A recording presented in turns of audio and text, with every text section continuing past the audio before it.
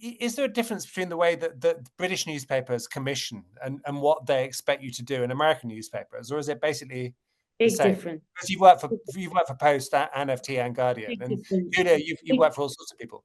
What's the difference? yeah.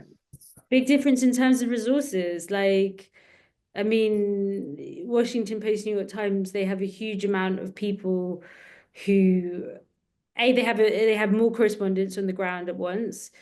They have fixers, producers, photographers for, especially in the early, like first year or 2 years for almost every correspondent. They have armored vehicles. All of the publications have security, all of that kind of stuff. British newspapers, it's much more. I mean, it's better than a lot of European newspapers. I mean, I've seen. I won't name which European publications, but right on on the bank of Herson without any body armor. So, yeah, but it's definitely they have more money, and they have many more editors on the story. They usually have a Ukraine specific editor, which you don't have. I mean, you can't. You usually have someone who's specializing at British publications. So it's not. But I'm just not a question of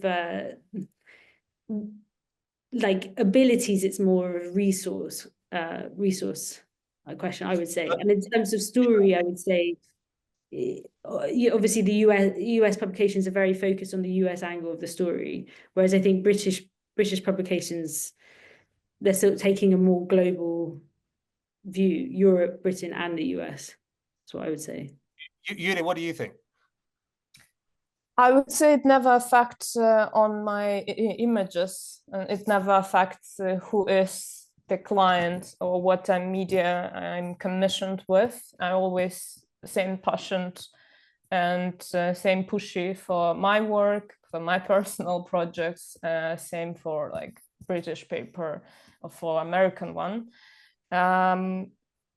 Isobel is 100% right in terms of like resources, but for me, let's say their armed vehicle is not such a thing, because in the places where you work, you are traveling on the military armed vehicle already. It's not a big thing, and to have a fixer also not something important for me while I speak a language, and I have lots of my personal sources, and I could work independently.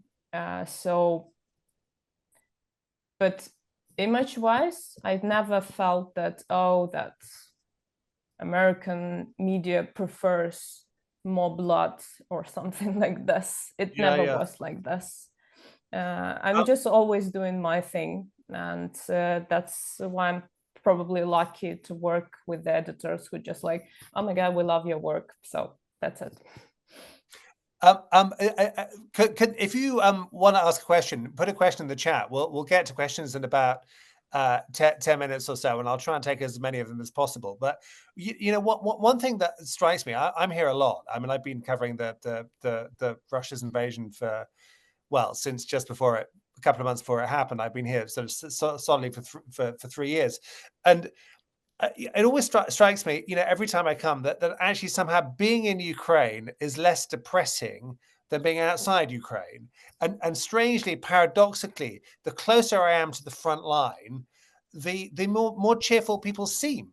I mean, I know that doesn't make any sense because there are bombs, there are drones, it's dangerous, but you sit with Ukrainian soldiers in their sort of forward control points, looking at live video from the battlefield, and you can see them. I mean, there's no way of, you know, making this nice. You can see them killing Russian soldiers advancing, being blown up, being droned, and so on. I mean, they are outgunned by the Russians, but they're still fighting. And my impression is that Ukrainian morale, certainly among frontline troops, is still relatively high. And for either of you, I mean, Yulia, Isobel, do you agree, or do you think actually demoralization is setting in? I guess that Trump gives the best the best support for Ukrainian morale on the front line and across. I haven't felt that united for quite a while. Like, we do, Ukrainians love internal fights. We just like really love to discuss things we're not happy with. We'd love to have our own opinion on something. And I'm really always saying that I can't wait for this like big chat, who win the war, who was the best soldier, who was where, who was fighting where, when the war gonna be over, because we're super professional on this. But with what's going on, the morale is just rising. And that's the specific thing which you need to know about Ukrainians, that we are really good to work under stressful conditions.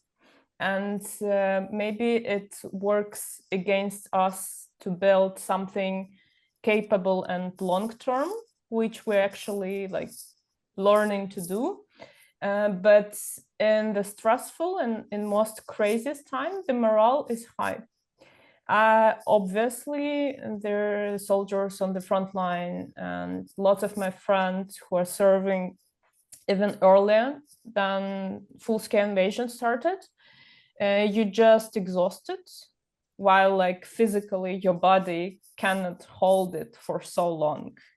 I can't imagine that it's just real people. They're not like cyborgs or artificial intelligence in human bodies. No, it's real people who are tired to hold this shield for so long, but I haven't heard that the morale is low. For the past few days, I would say I haven't felt that united for like since 2022, probably. Since Kherson was liberated, I would say. There's a real buzz in the air, and it's so curious, because it's after what I mean, because it seems to me there's a sense that Ukraine is not fighting one dictator in Vladimir Putin, but two, or a proto-dictator perhaps in the shape of Donald Trump. And it really had, what he says is consolidated Ukrainians, well, against Russia and against, I suppose, betrayal by America. I mean, actually, Isobel, how do you see it? I definitely agree with both of you on the past few days. I think it kind of gave people this boost because everyone disagreed with what Trump was saying. So I think it was like this, like Yulia said, it was like, no, like we don't agree that, you know, especially like on the dictator stuff, yes, but it's also just on all the money stuff, you know, making up these figures about how much Ukraine was given, when actually it was given only a fraction of that, even a fraction of what was officially dispersed. So yeah, I think that was a united factor. I would say that until that moment, especially after the counteroffensive and through 2024, I think that understandably Ukrainian society and Ukrainian troops were really worn down, really tired. A lot of it's to do with equipment, to do with not being able to take, you know, vacation, not being able to be rotated, like because of sort of like mobilization issues and all that kind of stuff. And but I think there's no like kind of anywhere near a significant part of the population that, you know, wants to welcome Russia or wants to be occupied by Russia. Like absolutely not. But I do think after 3 years, it's understandable that people became very tired, and you're kind of living in this sense of like hypertension here. You know, for the troops, obviously it's hell. They're kind of having bits of metal lobbed at them all the time and very little to defend themselves with. And they're outside and they're in the cold, and they're really suffering, and they're seeing people being injured and hearing about friends being killed. And then back from the front line, obviously a lot of people also know people who've died and have been killed and been injured. But I think it's even back from the front line where things may appear to be okay because restaurants are working, electricity is there at the moment, luckily. It's still just this constant, air raid alerts, like drone attacks, like every night. We don't even report them anymore. And you hear it all the time. And although pretty much the air defense either catches them or they, their reconnaissance, they don't always crash into like a residential building. Sometimes they do, sometimes they don't, but it's just this constant state of tension because you're living with this happening, twice a day, every day. And that's just Kyiv. Other areas aren't so well protected. So you wake up every morning and you check the news, and it's like you just know, it's like, okay, I'm checking the news to understand what was hit, how many people died, and that's every day. And if you think about like a normal situation in normal society, when you have a big event like an explosion or just a terrorist attack or whatever, it takes the society weeks, months to process what's happened. And in Ukraine, they've had a situation where this has been tragedy day in, day out at different intensities, but always intense for 3 years. And I think there was one day last year or 2 days last year where there were no drone attacks, but there were rocket attacks on those days. So that's just to kind of give you, I'm talking about behind the front lines. So it's just to give you a scale of how society, I mean, Ukraine has done an amazing job, but it is incredibly stressful for people who live here.